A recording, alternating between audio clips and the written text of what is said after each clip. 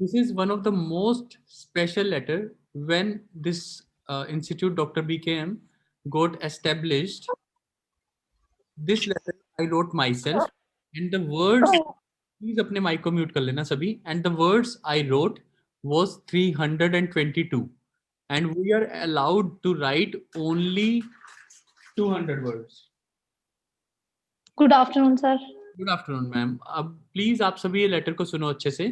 So the thing is that कि 322 words लिखे थे और हमें ओईटी में सिर्फ 200 वर्ड्स अलाउड होते हैं. इस लेटर से एक्चुअल में हमारा जो इतना बड़ा नाम बना डॉक्टर बीकेएम इंस्टीट्यूट का ओईटी से रिलेटेड, वो इस लेटर से मुझे सबसे ज्यादा सीखने को मिला कि ओईटी के लेटर की डिमांड क्या है. 322 वर्ड्स को मैं 200 वर्ड्स तक कैसे लेके जाऊं, इसको सोचते सोचते ही मुझे ओईटी का कंसेप्ट क्लियर हुआ.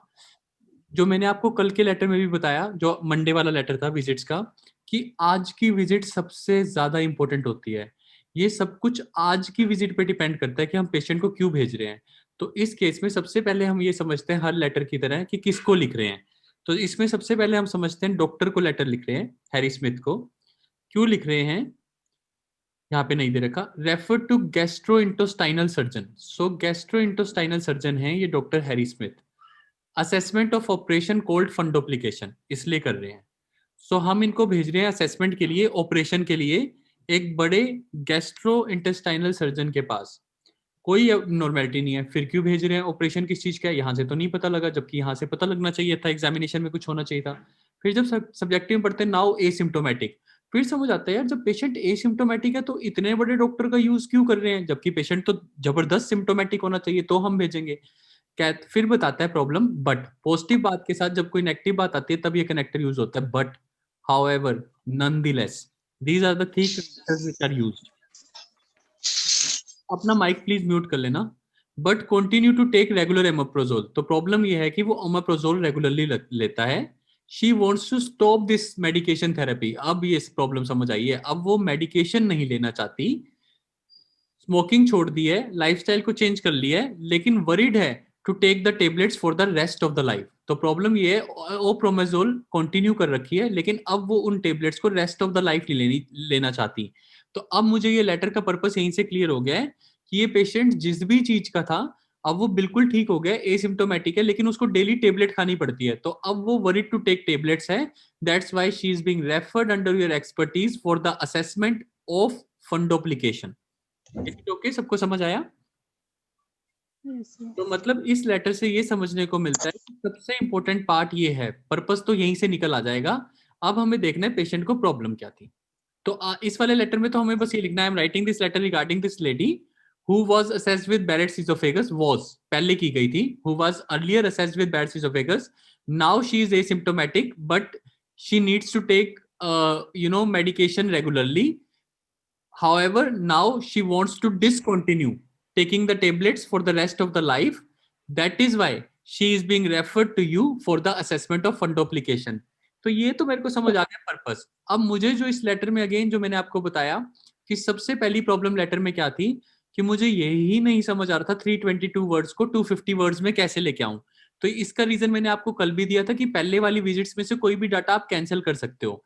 लेकिन इस लेटर में सबसे खास बात क्या है, ये मैं आपको वैसे बता रहा हूँ. अब तो आपने ये लेटर कर लिया है, ये लेटर कल करना है.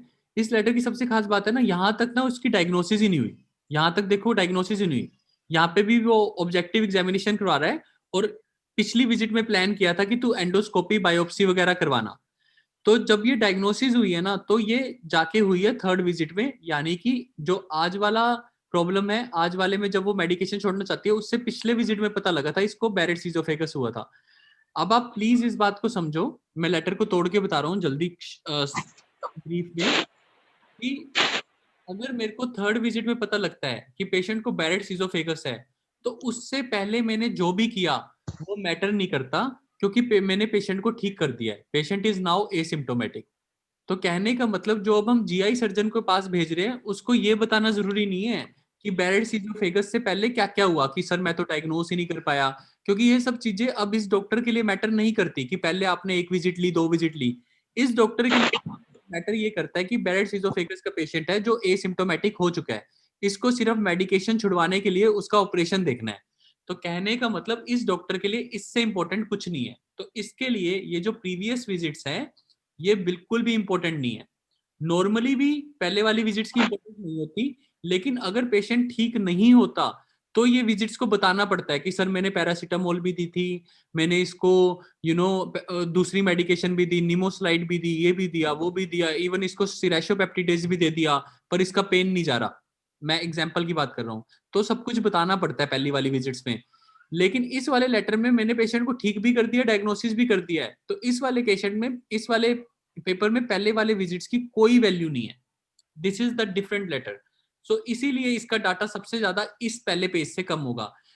अब गलती क्या होती है, हम जब इस लेटर को अपने आप लिखते हैं तो हम इन सब चीजों को इंपॉर्टेंट समझने लग जाते हैं। जैसे आप ये सब मेंशन करने लगते हो डाटा ज्यादा चला जाता है। फिर जब तक आप ये यहाँ पे पहुंचते हो, ये जो सबसे इंपॉर्टेंट है इसको हम कम करना शुरू कर देते हैं। इसीलिए मैं हमेशा आपको जब भी विजिट्स वाला लेटर आता है मैं बताता हूँ कि सबसे ज्यादा इंपॉर्टेंस जिसको देनी है वो ये वाला डाटा है। कभी भी टुडेज विजिट को मिस नहीं करना। इसी लेटर से, इसी लेटर की हेल्प से doctor BKM institutes learn this thing that how to teach OET.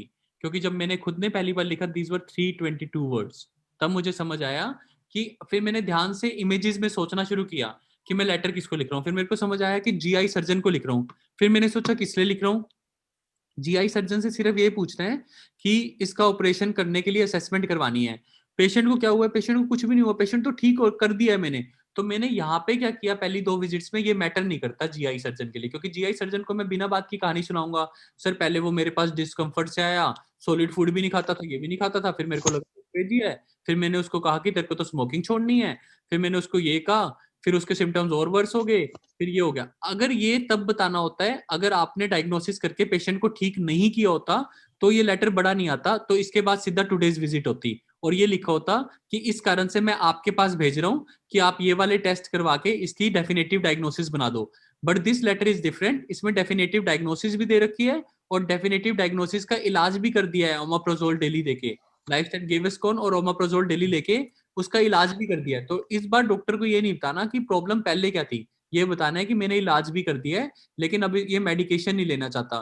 तो इसका पर्पस भी यही बनता है, I am writing this letter regarding this lady, और रिगार्डिंग जो भी लेडी है या मेल है मेरे को पता नहीं है, I am writing this letter regarding this person who was diagnosed with Barrett's esophagus in his 3rd visit and now he is purely asymptomatic, but he has to take medication every day, he has to take regular omeprazole, and he doesn't want to continue with the medications for the rest of life, so he is being referred to you for the assessment of fundoplication. This is my letter of the day purpose.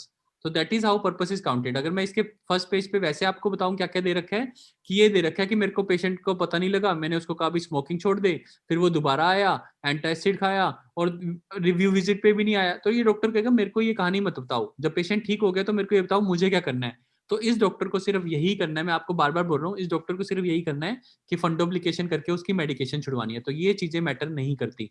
लेकिन अगर ये letter कोई दूसरा simple letter होता तो ये सब चीजें इंपॉर्टेंट होती, पेशेंट ठीक नहीं होता तो मैं कहता सर आपके लिए आपकी एक्सपर्टीज में, फिर ये लेटर किसको जाता, जो अल्ट्रासाउंड करते हैं क्या, रेडियोलॉजिस्ट को, तो ये लेटर रेडियोलॉजिस्ट को जाता कि सर आप एंडोस्कोपी और बायोप्सी वगैरह करके हमें बताओ कि इसकी प्रॉब्लम क्या है। और तो हम ये कहते हैं सस्पेक्टेड विद बेरेट्स एसोफेगस। लेकिन ये लेटर बिल्कुल चेंज हो जाता है वर्डिंग्स के मामले में, क्योंकि इसमें डायग्नोसिस पता लग गई है।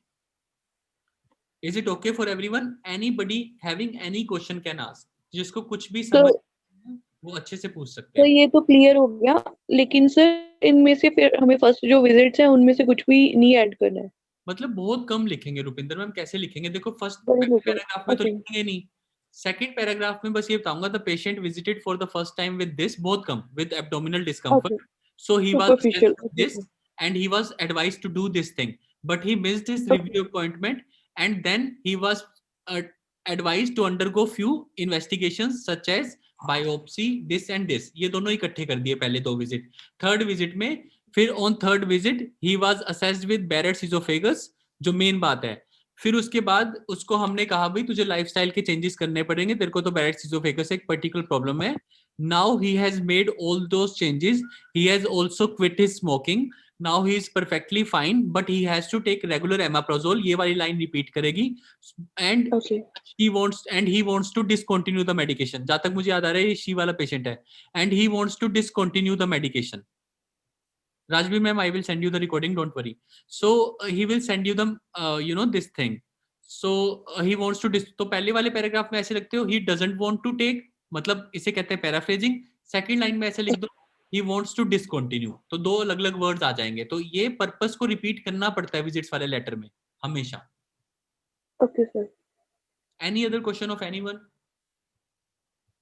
No, sir. पक्का अपने आप लिखना.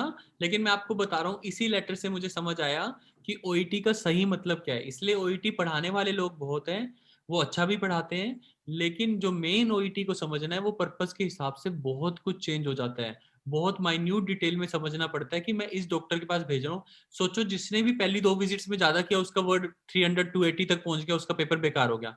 अगर 280 तक पहुंचता तो भी वो आपको सी पॉजिटिव शायद गलती से दे देता, वैसे तो नहीं देगा. अगर 250 तक पहुंचा तो शायद सी पॉजिटिव भी दे देता. लेकिन वो मार्क्स क्यों काटता सी पॉजिटिव के? क्योंकि उसमें सबसे बड़ी गलती होती है पहले 2 विजिट को तो ज्यादा एक्सप्लेन करते हैं लेकिन थर्ड विजिट को कम कर देते हैं वर्ड्स बचाने के चक्कर में, जबकि सबसे इंपॉर्टेंट ही थर्ड विजिट और फोर्थ विजिट है. तो मतलब लास्ट वाली चीज को कभी कम नहीं कर सकते, क्योंकि ये फोर्थ विजिट में टुडे की विजिट में ही पता लगता है कि हम पेशेंट का पर्पस क्या है.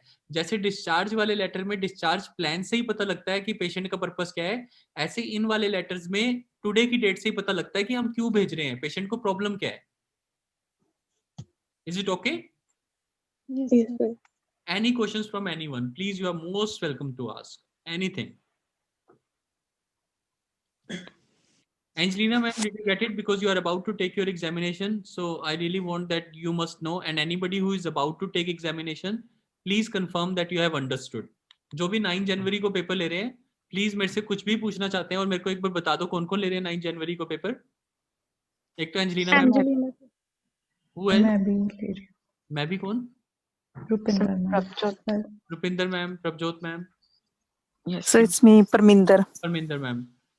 ठीक है, wish you all the luck. लेकिन पेपर में समझने ओईटी में ना 45 मिनट्स का लेटर होता है, बहुत ज्यादा टाइम है मैम 200 वर्ड्स लिखने को. 200 वर्ड्स ना एक इंसान 15 to 20 मिनट्स में लिख लेता है. तो पहले पैराग्राफ को बनाने में अगर टोटल 15 से 20 मिनट लग भी गए तो आप बिल्कुल सही जा रहे हो. लेकिन 10 मिनट से ज्यादा मत सोचना. ऐसे ना हो सर 20 मिनट तो मैं सोचती ही रही, फिर 25वें मिनट में मैंने सोचा अब लिखना भी शुरू कर देती हूँ, फिर 45 मिनट्स निकल गए तो मेरे को रिवीजन का टाइम ही नहीं मिला. No, don't do that. सिर्फ जो सोचना है पहले ही एक बारी में सोचो, तब तक लिखना शुरू नहीं करना. और सबसे अच्छी टेक्निक ओईटी राइटिंग के लिए ये है कि फर्स्ट पैराग्राफ को क्वेश्चन पेपर पे बनाओ. लेकिन क्वेश्चन पेपर पे सब कुछ मत लिखो, बस ऐसे लिखो वाज डायग्नोज्ड विद दिस, मतलब एक आउटलाइन बना लो क्वेश्चन पेपर पे ही, ताकि आपको आंसर शीट पे बिल्कुल भी रबिंग नहीं करनी पड़े. जितनी अवॉइड कर सकते हो इरेजर को उतना बेटर है. इज इट ओके फॉर तो वो अलाउ होता है कि हम लोग क्वेश्चन पेपर पे बना सकते हैं? मैम क्वेश्चन पेपर पे थोड़ा सा बना सकते हैं, क्योंकि मैम अगेन मैं आपको बता रहा हूँ ना कि पैटर्न्स चेंज होते रहते हैं. बट अभी जैसे एक रीचा आनंद मैम थे, she is right now in UK, so she used to write it and she followed the. People used to say ना you can't write on the question paper. Ma'am अगर वो स्पेशली कहें तो बात अलग है, तो बिल्कुल मत लिखना. सर जब मैंने लास्ट दिया था ना, the people used to say don't write on the paper. Ma'am question paper पे लिख सकते हैं, ऐसा कुछ नहीं है कि नहीं लिख सकते. अगर लिखना है तो थोड़ा सा. Yeah, because सर हमने मार्किंग भी तो करनी होती है वहाँ पे. हाँ बिल्कुल, मार्किंग आप करते हो, टिक क्रॉस तो करते ही होंगे, Yes sir.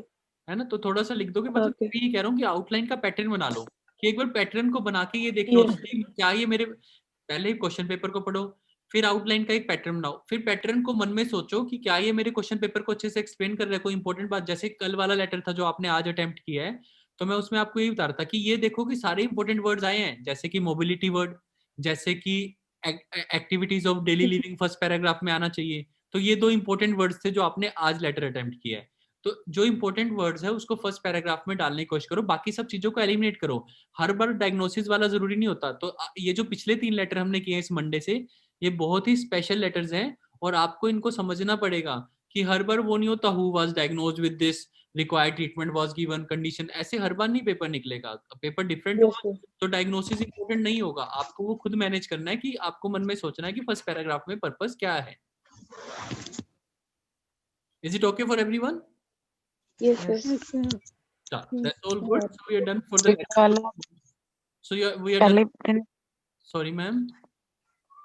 सर जो पहली विजिट वाला लेटर किया था आई थिंक हमने कल सर उसमें अगर हर एक विजिट में सिर्फ साइन एंड सिम्टम्स और असेसमेंट भी लिखे तब भी वो 300 वर्ड्स तक चला जाता है। और ज्योत मैम ये कल भी हमने बात की थी कि पहली वाली विजिट्स में से आप डाटा कम कर सकते हो। आज भी यही बात की है, पहले विजिट्स में सब कुछ थोड़ी लिखना है, हर साइन सिम्टम नहीं लिखना होता, सिर्फ इंपॉर्टेंट साइन सिम्टम लिखने हैं। जो देखो मैम मान लो किसी पेशेंट को नोजिया है, वोमिटिंग था पहली विजिट में, दूसरी विजिट में नोजिया वोमिटिंग और वर्स हो गया, तीसरी विजिट में वो ठीक हो गया, तो मुझे इन दोनों को मेंशन करने की जरूरत ही नहीं क्योंकि वो ठीक हो गया ना।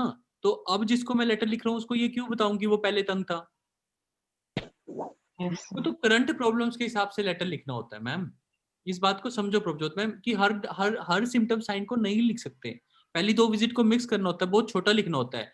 ओवरऑल कहानी आपकी जो कहानी होती है जैसे आप डॉक्टर को सुनाओगे या किसी बंदे को जिसको लेटर लिखना है उसको सुनाओगे उतनी।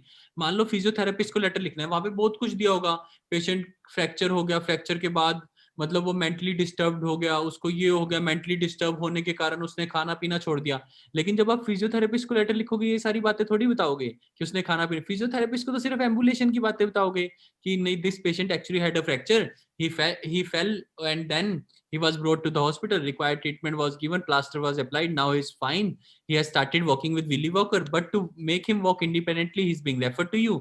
ये फर्स्ट पैराग्राफ में क्या कहीं पे भी नहीं लिखूंगा उसको वोमिटिंग हुई, नोजिया हो गया, बहुत ही खतरनाक हो गया, फिजियोथेरेपिस्ट को इन सब बातों से कोई लेना देना नहीं है। So we have to select our data, यही तो ओईटी है, तभी तो आपको 10 मिनट सोचने के लेने हैं पहले।